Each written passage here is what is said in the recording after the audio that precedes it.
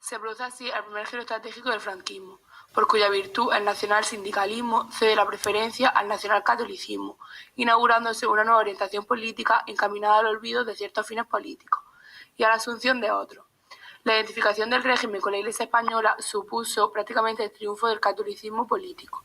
De esta forma comienza en 1945, con la proclamación del Fuero de los Españoles, un proceso orientado oficialmente hacia lo que el propio régimen denominará democracia orgánica.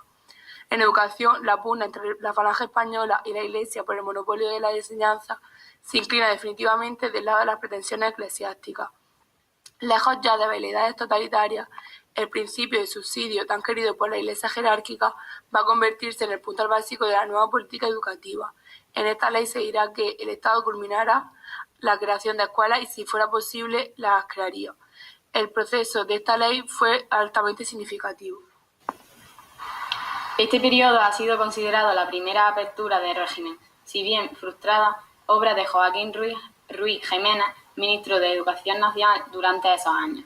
Se trata ahora de sustituir una política de uniformidad cultural basada en los viejos patrones del nacionalcatolicismo.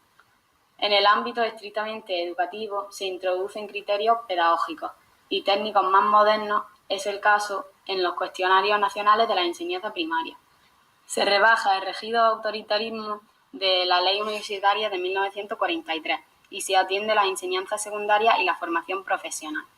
La Ley de Ordenación de la Enseñanza Media de 1953 dividió el bachillerato tradicional, el de 1938, en 7 cursos, en 2. Uno será el bachillerato elemental, de 4 años de duración, y el otro el superior, de 3, que facilitará el acceso de la enseñanza universitaria. Por otra parte, ya en 1949 se había creado el bachillerato laboral como una salida para una parte de la población escolar, con sus modalidades agrícola y ganadera, industrial, minera, marítima y la llamada entonces profesiones femeninas. Pero este tipo de bachillerato no llegó a cuajar. 3. Dictadura tecnocrática y educación. La política de autarquía del primer franquismo, basada en la consecución imposible de una autosuficiencia económica, entró en una grave crisis a partir de 1956. El giro que hacía una economía más libre se producirá en 1957, con el cambio de gobierno. Tras una primera fase, la del plan de estabilización de la economía española, se abre un periodo de desarrollo económico que, con todos sus defectos y desequilibrios, simboliza la modernización de las viejas y arcaicas estructuras económicas. Sin embargo, la tecnocracia en Europa, a la que con tanta frecuencia se alude, era otra cosa.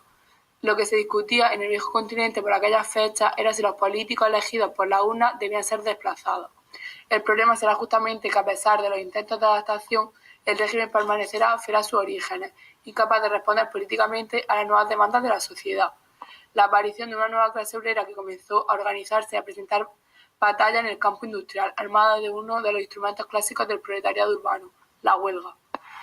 En el ámbito de educación, Lora Tamayo, ministro de Educación Nacional desde 1962 a 1968, va a realizar una política centrada fundamentalmente en la necesidad de modernizar la enseñanza primaria. Ampliar la escolaridad obligatoria hasta los 14 años, tratando de suministrar al potente desarrollo industrial en el que está inmerso el país una mano de obra dotada de una mayor preparación cultural. Los objetivos del plan de desarrollo eran tan ambiciosos que no pudieron cumplirse.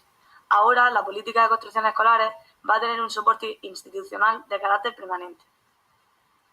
La citada ley se completó con otra, el 21 de diciembre de 1965, de reforma de la enseñanza primaria, cuya innovación fundamental fue la elevación del nivel de exigencia académica para el ingreso en los estudios de magisterio. Finalmente, y aunque la política educativa del ministro se centró fundamentalmente en la enseñanza primaria, no se descuidó la enseñanza secundaria. Unificó el primer ciclo de la enseñanza media, desaparecería el llamado bachillerato laboral elemental que se había impuesto en la ley de 1949. En 1957 se aprobó la segunda Ley General de Instrucción Pública, denominada en su tiempo la Ley Moyano. Desde 1957 hasta 1970, año en que se promulgó la Ley General de Educación de Vilar Palasí, hubo en España múltiples reformas y diversas leyes sectoriales de educación. La reforma de 1970 tuvo como uno de sus mejores logros la implantación de una formación común de 8 años de duración, la educación general básica, abierta a toda la población escolar.